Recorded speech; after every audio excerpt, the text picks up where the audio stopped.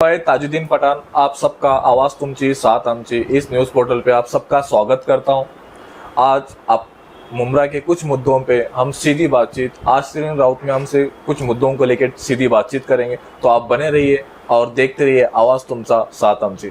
Ma'am सबसे पहले अस्सलाम वालेकुम। जिस हिसाब अभी मुमरा में दीपावली का त्यौहार चल रहा है, तो दीपावली के त्यौहार को लेकर आप मुमरा के नागरिकों को और देश के आवाम को क्या संदेश देना चाहोगे?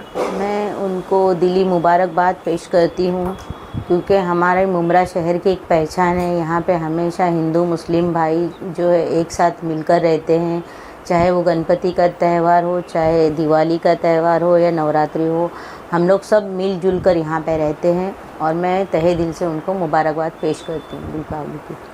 मैम जिस हिसाब से मुमरा में एजुकेशन पे काम होना चाहिए या जिस हिसाब से मुमरा में डेवलपमेंट को लेके काम होना चाहिए, वो कहीं ना कहीं आज भी नहीं देखा जाता है और कहीं ना कहीं सिर्फ वादे किए जाते हैं, लेकिन वो वादों को पूरा नहीं किया जाता। तो उसको लेके आपकी क्या टिप्पणी रहेगी? देखिए, यही वजह रही है कि हम जो है कल भी जो है एनसीपी पार्टी में थे और आज भी हम एनसीपी पार्टी में हैं, लेकिन इसमें दो गुट हो गए। एक अवार साहब की पार्टी हो गई है, एक नजीब मुल्ला साहब के साथ है अजीत दादा की पार्टी जो है। तो अजीत दादा से जुड़ने का मकसद ही यही है कि हम चाहते हैं कि हमारे मुमरा शहर का विकास हो। सिर्फ सेकुलर बोलकर, कोई सेकुलरिज्म की बात करके जो है शहर के लिए सेकुलरिज्म का काम नहीं करते। ये हमें साफ दिखाई दे रहा है, हमारे आंखों के सामने दिखाई दे रहा है। कुछ लोगों के आंखों पे पट्टी पड़ी होगी, क्योंकि एक तरफ कलवा है, एक तरफ दीवा है और बीच में मुमरा है। उसके बावजूद भी आप देखोगे तो कलवा में कचरे की कहीं पे वो गंदगी आपको शहर में दिखाई नहीं देगी। दीवा में आपको जो है अभी नया डेवलप हुआ है, उसके बावजूद भी आपको वो सब चीज़ नहीं दिखाई देगी। लेकिन आप मुमरा में देखो, मुमरा में प्राइवेट करने के बावजूद भी आज कचरे का क्या हाल है। पानी का मुद्दा ले लो, पानी भी कल जितना पानी हमको आता था उतना ही पानी आज आ रहा है, जबकि आज लीगल इलीगल दुनिया भर के हमारे यहाँ पे बिल्डिंगें बनी हैं। काफ़ी हद तक इमारतें बनने के बावजूद भी पानी का जो हमारा ये आने का जो एमएलडी था वो बढ़ा नहीं है, जू के तू ही है। अगर एक दो एमएलडी बढ़ भी गया तो उसको हम बढ़ा नहीं बोलेंगे, क्योंकि उसके लिए फैसिलिटी होना ज़रूरी है और जो हमारे पास नहीं है। आज भी हम पानी के लिए तरसते हैं और कई लोग हंडा मोर्चा ये। उसके बाद में आप देखेंगे तो मुमरा ने लोगों को बड़ी बड़ी पोस्ट दी थी। गृह निर्माण मंत्री होने के बावजूद भी आज हमारे लोग बेघर है, आज रो रहे घर के लिए। आज हमारे यहाँ पे कार्रवाई हो रही है, दीवा में नहीं हो रही है, कलवा में नहीं हो रही है, थाना शहर में दूसरी जगह नहीं हो रही है। लेकिन आप मुमरा को देखोगे तो बेरोज़गार किया जा रहा है लोगों को। आज आप देखोगे यहाँ के प्लेग्राउंड चोरी हो रहे हैं, यहाँ के जो रिजर्वेशन है वो चोरी हो रहे हैं। आप बताइए, विकास की बात जो ये लोग करते हैं, हमने इतना बड़ा रास्ता बनाया, ये बनाया, आपने गांव में बनाया क्या? नहीं। आपने कहाँ बनाया? मित्तल ग्राउंड में बनाया। उसका फ़ायदा आज किसको हो रहा है? जो आने वाले बिल्डर है उनको हो रहा है। नाला आपने कहाँ बनाया? जो गांव के पुराने नालों की दीवारें जो खस्ता हो गई है, लोगों के घरों में पानी घुस रहा है। आप दरगाह रोड का हाल देखिए, ज़रा सी बारिश में लोगों के घरों में पानी भर जाता है। आज वहाँ का बजट हमने लेकर आया अल्हम्दुलिल्लाह अजीत दादा को बोलकर। लेकिन आप यहाँ पे मित्तल में जाइए, बड़े बड़े नाले बने। खाड़ी में आप जाइए, खाड़ी को बंद किया गया है। खाड़ी में जो है भरनी कर करके बाहर से लोग मट्टी ला के डाल रहे हैं, खाड़ी में भरनी हो रही है। वहाँ पे जो है इलीगल तरीके से उसको वो खाड़ी को पूरा तरीके से बुझाया गया है कि जो शहर का पानी उस खाड़ी में जाके जमा होता था, आज रिटर्न हमारे घरों में ही आ रहा है। तो इसको आप क्या विकास बोलोगे? और यही सब चीज़ों को देख के हमने उनका साथ छोड़ दिया था। हम जो लेटर देते थे काम के लिए, उस काम को इग्नोर किया जाता था। जैसे हमने सोचा था कि जिस तरीके से मैंने 8वीं 9वीं 10वीं शुरू की थी, इंग्लिश मीडियम शुरू कराया था, इसी तरीके से मेरी सोच थी कि हमारे बच्चों के लिए कॉलेज शुरू किया जाए महापालिका की तरफ से, जैसे दूसरी जगह पे।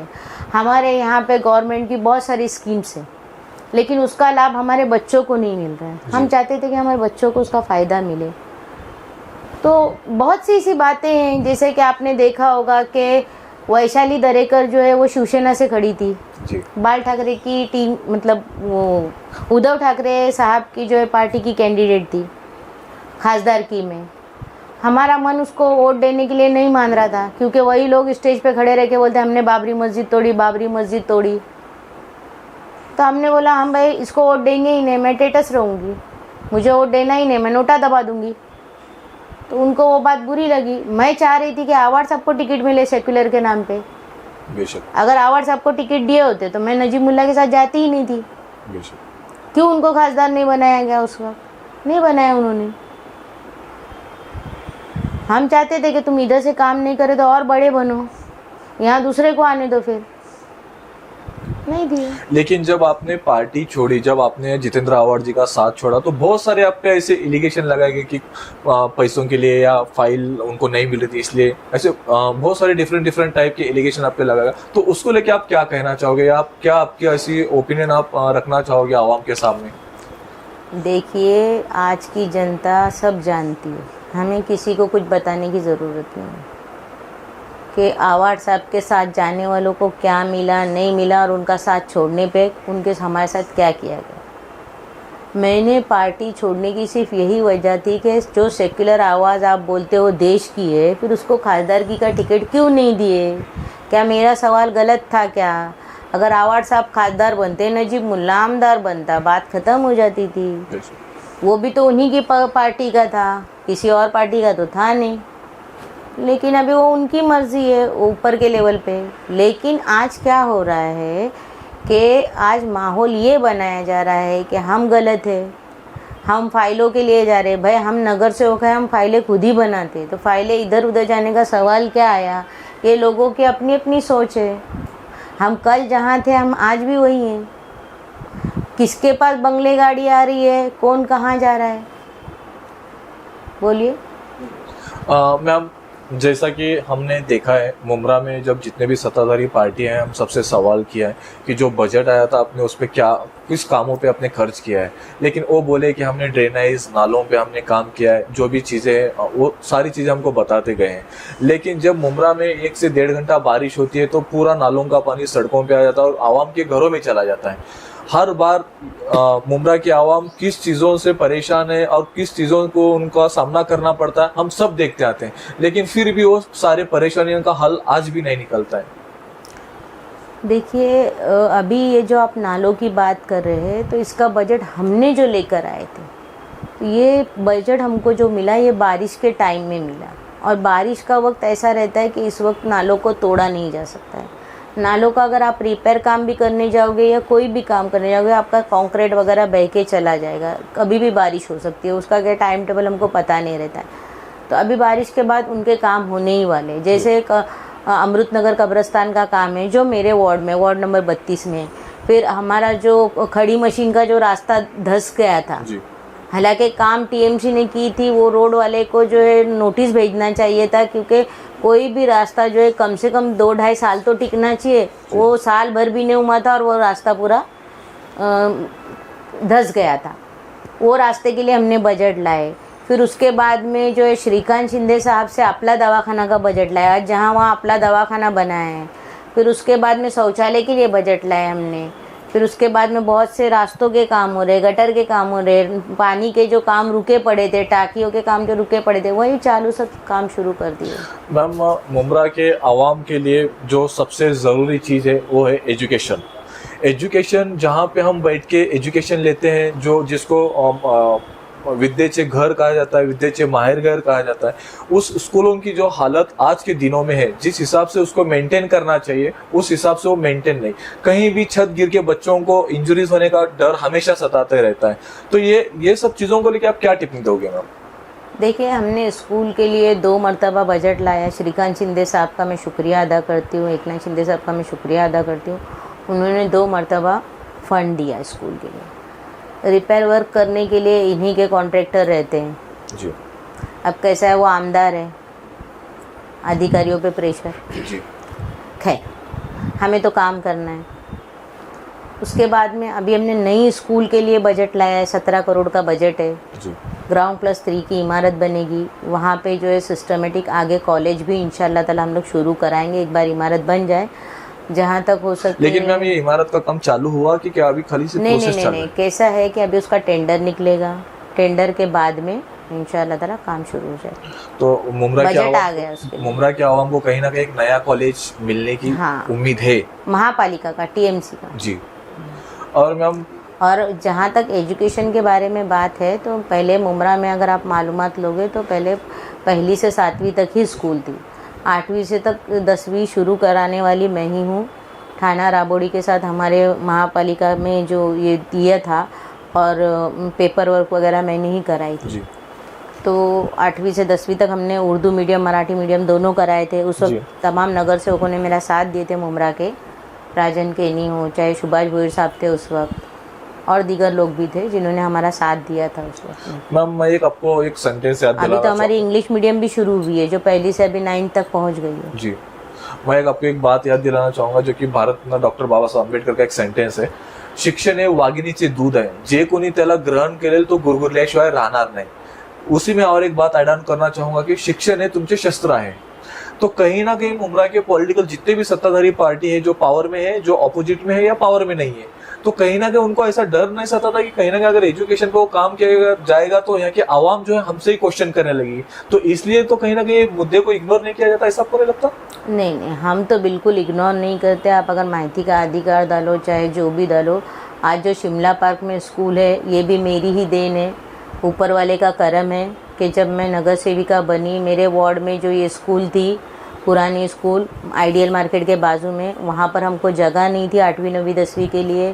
तो इसके सिलसिले में मतलब वहाँ पे जब हमने आगे फॉलोअप किया कहाँ कहाँ रिजर्वेशन है, तब हमको पता चला कि 1996 से यहाँ पे रिजर्वेशन पड़ा हुआ है लेकिन कोई ध्यान नहीं दे रहा है जी। 2008 में हमको जंत्रे साहब ने सपोर्ट किया और उसके बाद में हमने वहाँ पे, और हॉस्पिटल के लिए टोकन बजट हमारे पास नहीं था तो उस वक्त संजू नाइक साहब ने उनके फंड में से हमको टोकन बजट दिया था। मैम हॉस्पिटल, स्टेडियम और वो जो पूरी स्कूल की इमारत है वहाँ पे रिजर्वेशन, जो सीवरेज का भी पूरा ये है, उसी वक्त में वो सब काम शुरू। जैसा कि पिछले दिनों में हमने देखा प्लेग्राउंड को लेके मुमरा के यंग यूथ, सारे सीनियर सिटीजन, बच्चे प्रोटेस्ट निकाला गया था, तो प्लेग्राउंड को लेके आपकी क्या टिप्पणी रहेगी मैम? देखिए, जो ज़मीन चोर जो ज़मीन मतलब खाते हैं रिजर्वेशन के प्लॉट को, जो रिजर्वेशन चेंज कर रहे हैं आजकल नया जो ट्रेंड चला है, तो उनको सोचना चाहिए कि आने वाले कल में हमारे भी बच्चे इसी शहर में रहने वाले हैं, तो उनको हम क्या दे रहे हैं। देखो, हम तो मर के चले जाएंगे, हमारे बच्चों को आगे क्या। सियासत वही चलते रहती है, आज हम हैं कल कोई और है, परसों कोई और है, लेकिन हमने जो किया है वो हमारे बच्चों के आगे आने वाला है। ये शहर को हम जो देंगे वो हमारे बच्चों को फ़ायदा देगा, तो इसके लिए उन्होंने भी सोचना चाहिए कि हम क्या कर रहे हैं। देखिए, गरीबों के बच्चे प्राइवेट इसमें जा सकते हैं क्या? आज जो प्लॉट दूसरों को दिए जा रहे, जब स्टेडियम इतना बड़ा था तो वहाँ पे भी वो लोग कर सकते थे जी। तो ये जो एक सादा सा प्लेग्राउंड था तो इसको दूसरों को देने की ज़रूरत नहीं थी 5 एकड़ का। मैम, जिस हिसाब से उस पर चार्जेस एक अप्लाई तरीके किए से वो बिक ही गया ना, आपने प्राइवेट कर दिया मतलब वो बिक गया। अब आपको कोई अपनी प्राइवेट प्रॉपर्टी में फ्री में आने देगा क्या? नहीं आने देगा। जो हाल आज हॉस्पिटल का आपको दिखाई दे रहा है, हॉस्पिटल में बोलते हैं ऑपरेशन हो रहे, किसके हो रहे? जिसके राशन कार्ड है। योजनाओं में तो कालसेकर में भी होते थे ऑपरेशन। मैडम, चोरी किसी के नाम बताओ? काय की चोरी? जो आप बोल रहे रिजर्वेशन की। नहीं, मैंने बोला रिजर्वेशन में जो मतलब ऐसा होता है ना, तो वो एक तरीके की चोरी हो गई ना भाई। मैम, जैसा मुमरा में जिस हिसाब से जिस तेजी से नशा बढ़ते जा रहा है और उसको सबसे ज़्यादा यंग यूथ एडिक्ट होते जा रहा है, तो उसको लेके आपकी क्या टिप्पणी रहेगी? और हमने कुछ जनों पॉलिटिकल वालों का इंटरव्यू भी लिया, उन्होंने कहा कि हमको पता है नशा कहाँ से आता है, कौन बेचता है, सबको पता है, फिर भी मैम इस पर कोई तरीके से एक्शन नहीं लिया था, उसको लेके आप क्या कहोगे? नहीं, अगर किसी को पता है तो उन्होंने कंप्लेंट करनी चाहिए। नशा बढ़ना नहीं चाहिए। बच्चों को देखो, आज हम दूसरे बच्चे हो या हमारे बच्चे हो, बच्चे ही हमारे देश का भविष्य है, तो हमें चाहिए कि हमारा भविष्य किस तरीके से सेफ रहे। और मैं सबसे अपील करूँगी, देखिए जनरेशन बच्चे ये भी है तो उन्हें भी सोचना चाहिए कि हमारे माँ बाप हमारे लिए दिन रात एक करते हैं, तो हम गलत रास्ते पे न जाएं। और अगर किसी को ऐसा दिखाई देता है और पता है तो उसने कंप्लेंट करनी चाहिए। मैम, एक सेंटेंस मैं यहाँ पे आपको बोलना चाहूँगा, man is born to adversity not to cry. माणूस हा जन्माला येतो तो रडण्यासाठी नव्हे तर लढण्यासाठी। मुमरा की आवाम आज भी कहीं ना कहीं बेसिक मुद्दों को लेके स्ट्रगल कर रही है, जैसा एजुकेशन हुआ, पीने का पानी हुआ, हेल्थ को लेके जिस हिसाब से उनको फैसिलिटी प्रोवाइड करना चाहिए वो आज भी कहीं ना कहीं प्रोवाइड नहीं की जा रही है मैम, तो उसको लेके आपकी क्या टिप्पणी रहेगी? देखिए, लोग गुमराह करने हमें आते हैं। हमारे आँख पे जो जात धर्म का जो चश्मा चढ़ा है, इसको हटाना बहुत ज़रूरी है, क्योंकि लोगों ने सेक्युलर के नाम पे वोट लिए हैं, काम के दम पे वोट नहीं मांगा है। तो ये हमारी जनता को समझना चाहिए। और सेक्युलर पार्टी कौन है, सेक्युलर आदमी कौन है, हमारा काम कौन करेगा, ये भी ध्यान में उन्होंने रखना चाहिए। क्योंकि देखिए, आज बोलते हैं कि उद्धव ठाकरे सेक्युलर है, लेकिन उसने तो ऐसा सेक्युलर वाला कोई काम नहीं किया।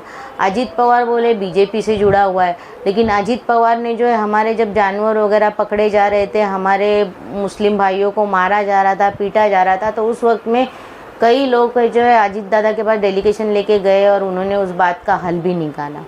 उसी तरीके से आपने देखा होगा कि वो दरगाह के पास जो मामला हुआ था, तो वहाँ पर भी अजीत दादा खुद गए थे और वहाँ के लोगों को राहत दी गई।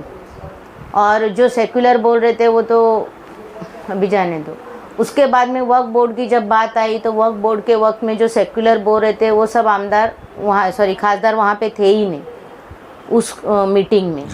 उस वक्त में भी अजीत दादा ने ही कमेटी बनाने लगाई, और उस कमेटी में ओवैसी साहब है, इकरा हसन मैडम है, और भी दीगर मुस्लिम लोग हैं। तो आप सेक्युलर किसको बोलोगे? जब हालात ख़राब थे उस वक्त में अजीत दादा ने बम्बई में एक बहुत बड़ी अफ्तार पार्टी रखी थी, तो आप सेक्युलर किसको बोलोगे? सेक्युलर की बात करने वाले जो लोग रहते हैं वो सिर्फ बात करते, उसका नतीजा भी दिखना चाहिए ना। अब लाड़की बहन योजना के लाभ मिलता है तो वो सिर्फ हिंदू औरतों को मिल रहा है क्या? नहीं, मुस्लिम लेडीज़ को भी मिलता है, तो वो किसकी देन है? आज अजीत दादा वहाँ पे सेक्युलर के नाम पे है, इसलिए अजीत दादा ने बोला ना कि आप अगर हिंदू को दोगे, तो कई लोगों ने ऑब्जेक्शन भी लिया था कि मुसलमानों में एक आदमी की 2-2, 3-3 बीवियाँ रहती है, उनके बच्चे बहुत रहते हैं, उनकी लड़कियाँ बहुत रहती है, तो आप उनको इसका लाभ मत दो। मैं उसमें एक बात ऐड करना चाहूंगा। आप ही के पार्टी के एक नेता ने कहा कि हिंदू दुकानों से ही सामान खरीदी किया जाए, मुसलमान दुकानों से सामान ना लिया जाए। तो ये कहीं ना कहीं एक तरफ लाड़की बहनों को उसकी सुविधा भी दिया जाए, और कहीं ना कहीं ये देखिए, अपनी अपनी सोच रहती है। अजीत दादा ने उसको नोटिस भेजा और उसको बोला कि आप जो है, हम लोग हमारी सेक्युलर, हम विचारधारा पे चलने वाले लोग हैं, हम सब जात धर्म के लोगों को साथ में लेके चलने वाले लोग हैं, मैं ऐसा वक्तव्य बर्दाश्त नहीं करूंगा, मैं ये बात बर्दाश्त नहीं करूंगा। उन्होंने उसको नोटिस दिया, और हो सकता है कि संग्राम जब तक जो है वो बीजेपी पार्टी में जाना चाहते होंगे, उनकी विचारधारा पे चलना चाहते होंगे, तो हम उसको कुछ नहीं कर सकते, लेकिन उनको नोटिस तो दे रहे हैं ना। पता है वो जाने वाले हैं बीजेपी में। ऐसा हमने मीडिया के जरिए से, सूत्रों के जरिए से जो सुनने में आता है, जो हमने टीवी पे इस पे देखा है, उस हिसाब से हम बता रहे, क्योंकि वो कहीं और रहते हैं, मैं कहीं और रहती हूँ, तो उनकी क्या सोच है इस पे मैं कुछ नहीं बोल सकती। लेकिन जो उन्होंने गलत बात की है, इसको मैं मतलब इसका निषेध करती हूँ। उन्होंने गलत बात की, उन्होंने ऐसी बात नहीं करनी चाहिए। लेकिन कहीं ना कहीं जब कोई देखिए, आप ये दिखा रहे हो कि संग्राम जब तक क्या बोल रहा है, आप ये क्यों नहीं दिखा रहे हो कि अजीत दादा मुसलमानों के लिए क्या कर रहे हैं? आज मुस्लिम पार्टियां किसके पास मदद के लिए जा रही है, क्यों जा रही है, वजह क्या है? आप वो भी तो दिखा सकते हो, आप वो क्यों नहीं दिखाते हो? मैम, एक की कॉइन के दो बाजू है, हाँ, तो दोनों भी हम पैरेलल दिखा रहे हैं। दोनों सिक्के आपको दिखाना चाहिए। आपको गलत है तो फिर आप तो वही कहना है मुझे कि आप सच का साथ दो और सच को दिखाओ कि सेक्युलर के नाम पे जो लोग हम लोगों को गुमराह कर रहे हैं। आज देखिए, अविनाश यादव क्या बोला था, मैं मुमरा में आके भोंगे उतारूंगा मस्जिदों के। आज उसके बाजू में हमारे बड़े नेता बैठ रहे हैं। क्या ये सही है? क्या ये सेक्युलर की बात है?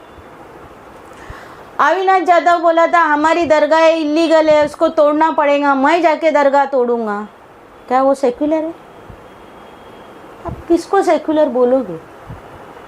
लेकिन कहीं ना कहीं जब आप बताओ ना कि यही राज ठाकरे तुमको कलवा में आके गालियां दे रहा है, यही उद्धव ठाकरे साहब बोल रहे हैं कि हमने बाबरी मस्जिद तोड़ी, मुझे गर्व है। इसको सेक्युलर बोलोगे? तो आवाम ने भी कहीं ना कहीं उनको नाकारा है ना। नाकारा आवाम ने कहा है? सेक्युलर के नाम पे तो लोग वोट ले रहे। हमारी में अभी जो माहौल बनाया जाता है, जो किया जा रहा है, वो लोगों ने समझना चाहिए कि इलेक्शन को देखते हुए लोग क्या क्या कर रहे हैं, और आज हमारे शहर के हालात क्या है, आज हम लोग किस तरफ जा रहे हैं। लेकिन जब त्योहार आता है, जैसा दीपावली आती है, रमजान ईद आती है, तो कहीं ना कहीं फेस्टिवल के सामने ऐसे हेट स्पीचेस देना ये लाजमी लगता है आपको? देखिए, वो तो एक पॉलिटिक्स का हिस्सा बन गया है अभी, खास करके बीजेपी की विचारधारा वालों का। उनका तो एक ट्रेन ही बन गया है कि मुसलमान को गाली दो और बड़े बनो। उनको इजी राजनीति लगती है ये जी। क्योंकि लोग जो है अगर समझदारी से काम ले तो मुझे लगता है कि उनका ये नहीं चलेगा, लेकिन अभी देखते हैं क्या होता है। जिस हिसाब से आज का पॉलिटिकल पार्टियों वालों का जो हेट स्पीचेस का दौर चल रहा है, वो सारे हेट स्पीचेस का कहीं ना कहीं असर स्कूल के बच्चों पे, यूनिवर्सिटी के बच्चों पे और कॉलेज के बच्चों पे, उनके जहन में ये मजहबी बातों का जहर भरा जा रहा है। तो ये तो ट्रेनों में भी दिखाई देता है, हमारे साथ भी होता है, हम भी बुर्का पहन के जाते हैं बाहर, हम लोगों को ये दिखता है, सब नहीं दिखता है, ऐसी बात ही नहीं है। और हम इसीलिए बीजेपी की विचारधारा को पसंद ही नहीं करते, ना बीजेपी को पसंद करते। सत्ता जो है वो किसी एक पक्ष को लेके सत्ता बैठती है तो सत्ता को समर्थन दिया गया है, सत्ता को अपना मतलब सत्ता के जो है उनको अपनाया नहीं गया या उनका विचारधारा को अपने अंदर नहीं लाया गया। जहाँ गलत है हम लोग बोलते हैं ये गलत है। हमारे काम होना ज़रूरी है, हमारे शहर का विकास होना ज़रूरी है, क्योंकि आप देखेंगे कहीं ना कहीं गृह निर्माण मंत्री होने के बावजूद भी आज हमारे लोग बेघर हो रहे, रो रहे। हेल्थ मिनिस्टर होने के बावजूद भी आज हमारा एक हॉस्पिटल जो हमको टीएमसी ने दिया है वो भी दुरुस्त नहीं है। तो ऐसे बहुत सी चीज़ें, प्लेग्राउंड जो है हमारा, ये उसके मेंबर होने के बावजूद भी आज हमारे प्लेग्राउंड के साथ छेड़छाड़ हो रही है।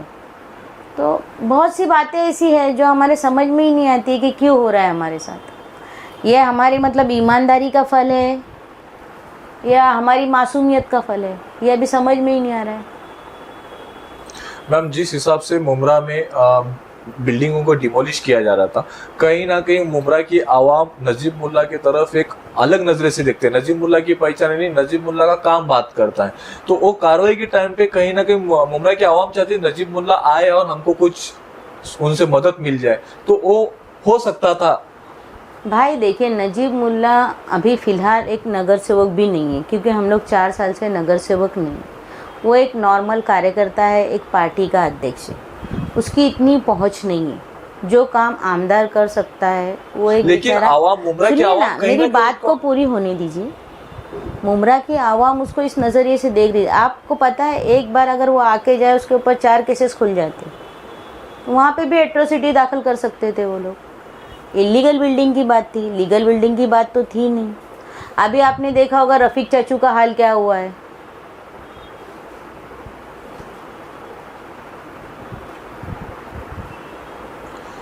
और मैम, आखिरी सवाल रहेगा, अभी आने वाले मनपा इलेक्शन में आप किस मुद्दों को लेके आवाम के बीच में जाओगे, या जब आप जीत के आओगे तो किस मुद्दों पे आप फर्स्ट प्राइवेसी पे काम करना चाहोगे? देखिए, हम 15 साल से काम कर ही रहे। आज मुझे नगर सेविका के 15 साल हो गए और एक्स्ट्रा जो अभी हम 4 साल से नगर सेवक नहीं है। इसके पहले भी मेरे खानदान वाले जो है समाज सेवा कर ही रहे थे और आगे भी इंशाल्लाह करते रहे। नहीं, लेकिन ऐसी 3 जो चीजें रहेंगी तो आप किसको फर्स्ट प्राइवेसी देना चाहोगे? देखिए, मुझे स्लेटर हाउस जो है, इसमें स्लेटर हाउस आने से कैसा है कि हमारे लोगों को रोज़गार मिलेगा। हमारा जो प्लेग्राउंड बच्चों को मिलना चाहिए, जिसके पीछे हमारी मेहनत चल रही है। हॉकर्स जोन होना चाहिए, जो ट्रैफिक हमारी बेवजह की हो रही है, लोगों को परेशानियां हो रही है। एक ब्रिज होना चाहिए। अगर एक फ्लाईओवर रहता तो बड़े शायद नेता ने एक फ्लाइंग हॉकर्स जोन की बात की थी, वो आज भी मुमरा के हॉकर्स इंतजार कर रहे हैं, तो वो कहीं ना कहीं मुमरा के आवाम को देखने मिलेगा। हैंगिंग मार्केट था वो, मैं भी कई दिनों से ढूंढ रही हूँ, नहीं मिला है। मिलेगा तो आपको बताती हूँ। तो आज जितने भी हमने सवाल आश्री मैम से किए, वो सारे सवाल के जवाब हमको सरलते से मिले हैं। तो ऐसे ही लाइव अपडेट्स देखने के लिए देखते रहिए आवाज़ तुमसा साथ हमसे। Thank you so much. Madam, कुछ क्वेश्चंस आ रहे हैं लाइव पे। आपने मौलाना को लेकर कुछ ऐसा बयान दिया था क्या, जिसमें कुछ क्वेश्चन है कि आप राजनीति करो ठीक है, लेकिन उलमा को बोला मत, अच्छा नहीं होगा, इसका जो जवाब होगा हम उसका इलेक्शन में देंगे। तो कुछ इस तरह के कमेंट्स आ रहे हैं, उससे क्या बोलना चाहेंगे? देखिए, मैंने मेरी बात को क्लियर कर दिया है। एक पर्टिकुलर पार्टी के ऑफिस पे बैठ के एक आदमी ने बताया है कि हम आपको इलेक्शन में बताएंगे, यानी एक तरीके से उन्होंने धमकी दे दी। ठीक है, इज्जत जिल्लत अल्लाह के हाथ है। अगर मेरे नसीब में जीत रही तो मैं जीतूंगी, हार रही तो बोल नहीं सकते। ये तो अल्लाह की मर्ज़ी है, क्योंकि राजनीति ऐसा मेरा कोई पेशा या फिर कोई वो नहीं है, जज्बा नहीं है। नहीं, मुझे उससे मेरा घर खर्च चलाना है। बस मेरा रब अगर मुझे इज़्ज़त दे, रही बात उलमाओं की, तो मैं उनकी बहुत कदर करती हूँ। और एक आलिम ऐसा रहता है कि जिसको तमाम बातों की जानकारी रहती है और वो सच का साथ दे के उसके लिए फ़ैसला करता है।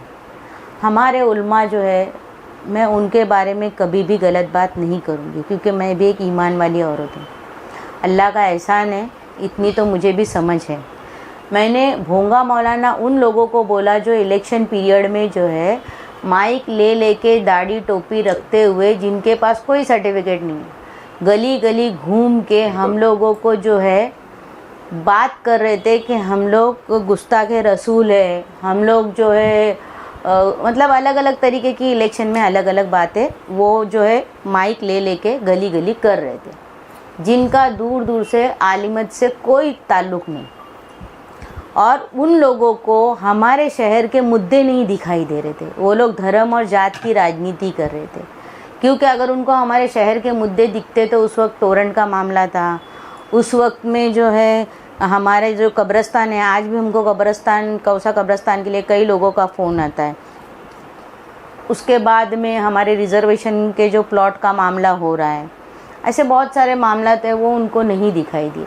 तो मैंने उनको कहा था, मैंने हमारे मोतबर मौजिज़, और उतनी ही क्लिप डाली गई जितनी इनको ज़रूरत है।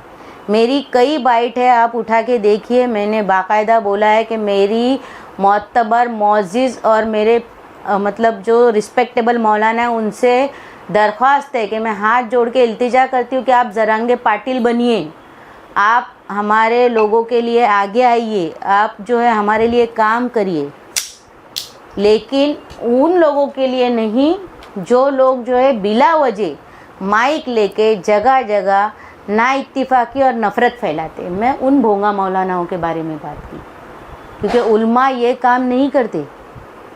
उल्मा जगह जगह माइक लेके घूम के किसी को बदनाम नहीं करते, आलिम ये काम नहीं करता। तो मैं हमारे आलिम और उल्माओं के बारे में नहीं बोली थी। जो लोग उल्माओं का चोहला पहन के, क्योंकि मेरी बाइट उठा के देखिए, इन्होंने सिर्फ उतनी ही बात डाली है। आपका कहना है कि कुछ लोग हैं जो कि आपके बयान को तोड़ मरोड़ कर पेश कर रहे हैं, आपको बदनाम कर रहे हैं। देखिए, डर इसी को कहते हैं, ये एक डर का माहौल है। ये दोबारा से बीजेपी वाला फैक्टर चलाने की कोशिश कर रहे हैं, क्योंकि आज क्या हो रहा है कि जितने भी मुसलमान हैं हमारे, वो लोग अजीत दादा से उम्मीद लगाए कि भाई अजीत दादा हमारे लिए कुछ करेंगे। तो सेक्युलर आप किसको बोलोगे? ये जिनको सेक्युलर कल तक बोलते थे, उनको उन लोगों ने सेक्युलर के नाम पे सिर्फ इनको अंगूठा ही दिखाया है। तो आपने देखा होगा कि राज ठाकरे ने क्या किया था, आपने देखा होगा अविनाश यादव ने क्या किया, आपने सुना होगा उद्धव ठाकरे साहब क्या बोलते हैं, फिर भी आज हमारे साथ क्या हो रहा है। तो कहीं ना कहीं ये अभी इलेक्शन का दौर है, तो इलेक्शन के दौर के सामने आपकी छवि करने की कोशिश की जा रही है, सबको लग रहा है? अरे आप ये समझ ही लो ना। देखिए, मैं एक मुस्लिम हूँ, मैं एक मुस्लिम औरत होने के बावजूद मराठी अच्छी बोलती हूँ, महासभा में मैं बोलती हूँ। ये चीज़ बहुत लोगों को खटकती है। ये मैं अपने वालों की बात नहीं कर रही हूँ, अपोजिशन की बात। बहुत लोग मतलब इससे परेशान हैं, कई लोग मतलब अलग अलग बातें हमारे तक भी आती है। लेकिन देखो, सच बोलो।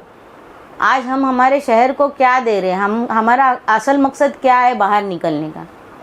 बस मैं अपने मकसद को नहीं भूलती हूँ। मेरा असल मकसद ये नहीं है कि मैं किसी के भी बोलने पे कुछ भी करूँ, जो सच है उसके ऊपर कायम रहो। मैडम, 2024 के इलेक्शन में लोकसभा चुनाव में सज्जाद नोमानी साहब ने एक कैंपेन चलाया था, जिसमें उलमाओं ने ही कहा था कि इंडिया अलायंस को वोट करें। क्या उनका ये बयान या फतवा देना सही था? देखिए, उसके लिए तो मैं सज्जाद नोमानी साहब से ज़्यादा कुछ नहीं उनके बारे में बोल सकती हूँ। एक बड़ी शख्सियत के मालिक हैं, लेकिन उनको भी माफ़ी मांगनी पड़ी थी। उन्होंने मदीना में जाकर माफ़ी मांगे थे मुसलमानों से, और उसकी वजह यही थी कि जैसे हमारे जिशान सिद्दीकी हार गए, उनके बयान के बाद में जो है मतलब हमारी जो मुस्लिम क़यादत कहीं ना कहीं ख़त्म की जा रही है। जैसे मुख्तार अंसारी का हुआ, फिर अतीक अहमद का, तो इसी तरीके से हमारे जो बाबा सिद्दीकी के बेटे वो हार गए। फिर उसके बाद में तुम्हारे MIM के जो इम्तियाज़ जलील साहब है वो हार गए। फिर हमारी जो सना मलिक है वो कई वोटों से, सिर्फ थोड़े से वोटों से जीती है, वरना वो भी हार जाती। तो ऐसी बहुत सारी बातें हैं कि जो कहीं ना कहीं उन्हें भी लगा कि भाई ये गलत हुआ है। तो शायद इसीलिए उन्होंने माफ़ी भी मांगी थी इस बात में। मैडम, आपने ये क्यों बोल रहे उन्होंने भी माफ़ी मांगी, उन्हें भी गलत लगा होगा, ये आप भी का शब्द क्यों यूज़ करें? क्योंकि यहाँ पे कुछ लोग पूछ रहे हैं लाइव। नहीं, अभी इन्होंने जो सवाल किया ना, इन्होंने क्या बोले अभी कि सज्जाद नौमानी साहब ने भी एक ऐसा बयान दिए थे, और आप जानते हैं उन्होंने कहा था कि जो बीजेपी को सपोर्ट करेगा वो ईमान से खारिज होगा। तो कोई भी मौलाना या मुफ्ती खुदाई का दावा नहीं कर सकता है, मैं भी नहीं कर सकती। क्या मौलानाओं को राजनीतिक बयान से दूरी रहना चाहिए? नहीं, देखिए ये नहीं बोलूँगी मौलानाओं को राजनीति में आना चाहिए, लेकिन सच को आप सच बताओ। सिर्फ दूर रह के कोई भी फतवा नहीं देना चाहिए, सच को सच बोलना चाहिए, हालात को देखते हुए बात करनी चाहिए। तो हम आपको एक और हमारे शहर के साथ साथ हमारे बच्चों का भला कैसा होता है, हमारे शहर के लोगों का भला कैसा होता है, वो भी देखना चाहिए। हम आपको एक ये सवाल रहेगा, आपने पूरी बात क्या कही थी उस भोंगे को लेके, भोंगे वाले मौलाना, इस बात को लेके आपका पूरा सेंटेंस क्या था? आप एक बार दोहराना चाहे तो बता सकते हो। और क्यों उसको इतना टूल बनाया जा रहा है, हाँ। उसको इतना प्रमोट क्यों किया जा रहा है आपके बयान को? देखिए मेरी बातें उनको चुभती है, अपोजिशन को। मैंने उसमें सिर्फ एक ही बात नहीं कही थी, मैंने उसमें कई बातें कही थी। जैसे आपको अभी मैंने अजीत दादा का खुलासा दिया। मैंने कहा था कि जब नीतीश राणे ने मुसलमानों के बारे में अपशब्द इस्तेमाल किए थे, गलत बात की थी, तो उस वक्त मैंने उसको चूड़ी फेंक के दी थी। उस वक्त का माहौल ऐसा था कि बीजेपी किसी को भी अंदर डालती थी, किसी के ऊपर भी केस लगाती थी, किसी को भी कुछ भी करती थी ऐसे माहौल में। और जबकि उसी वक्त में नजीब मुल्ला जो है इलेक्शन लड़ रहे थे, लेकिन हमने बिना डरे से जो गलत है वो गलत है, गलत को गलत साबित करते हुए हमने बोला था। उस वक्त में इन्होंने एक भी अल्फाज नहीं कहा था, न किसी के विरोध में ये किया था। आज भी हमने जो है बैनर पे क्रीट सुमैया, फिर नार्वेकर, उसके बाद में राज ठाकरे, फिर जैसे राज ठाकरे साहब है, उद्धव ठाकरे साहब है, नार्वेकर साहब है, फिर उसके बाद में क्रीट सुमैया है, फिर उसके बाद ये जो अविनाश जगताप जाधव है, फिर उसके बाद ये संग्राम जगताप, ये जो है हमने सबकी तस्वीरों को जो है क्रॉस मार दिया था। इन्होंने सिर्फ एक का ही क्यों लिया? और हमने जिस वक्त बोला उस वक्त हमने तो बीजेपी को ही टारगेट किया था, ये क्यों नहीं बीजेपी को टारगेट करते? और चलो मैं तो अपोजिशन में हूँ, जब इन्हीं के साथ में रहने वाला, इन्हीं के साथ खाने पीने वाला, उठने बैठने वाला, मित्तल ग्राउंड के रोड का इतना बड़ा काम करने वाला आदमी, हमारे जो महामुमरा देवी के जो इनकी जो ये है उसका जो मेन आदमी है अमित सरैया, तो जो महामुमरा देवी कंपनी है मालूम है आपको किसकी है? अमित सरैया की है। ये कौन चला रहे? तो फिर ये सब मतलब जो काम किए इन्होंने, यहाँ से करोड़ों रुपया कमाए, आज वो बीजेपी में चले गए, किसी ने आवाज़ उठाई क्या? किसी ने पूछा क्या कि उनकी विचारधारा कहाँ से आई बीजेपी में जाने की? वो तो दिन रात आवाज साहब के साथ घर में रहते थे ना, उनकी गाड़ी में। हमने अगर शहर के विकास के लिए कोई कदम उठाया, हम तो बीजेपी के साथ गए भी नहीं हैं। मैं अजीत पवार के साथ हूँ और मैं पहले से ही नजीब मुल्ला से जुड़ी हुई थी। आने वाले इलेक्शन में आपका क्या मैनिफेस्टो रहेगा? और जनता ये भी क्वेश्चन करेगी कि आपने नजीब मुल्ला को अपने एरिया से, अपने वार्ड से 200 वोट भी नहीं दिला पाए, तो ये कौन बोल रहा है मैंने 200 वोट नहीं दिलाए? शेख बाज करके मुल्ला भाई जरा आंखें खोल के देख लेना इलेक्शन की जो यादी है ना, फिर आप बात कीजिए। क्योंकि ऐसे है ना, ये कमेंट डालने के लिए खास बिठाए जाते हैं लोग, ऐसे हम भी बिठा सकते हैं। पर्सनल प्लीज़ नहीं जाए, क्योंकि आप है ना ज़रा आंखें खोल के देखिए हमारे लोगों कितने बोलने वाले रह गए।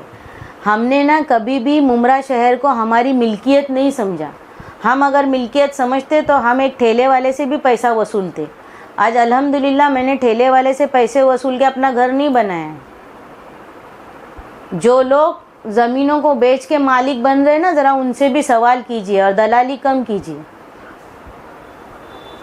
ठीक है, बराबर है ना? दलाली करके भले समझ बिल्कुल नहीं, मैं पहचानती हूँ। शेख बाज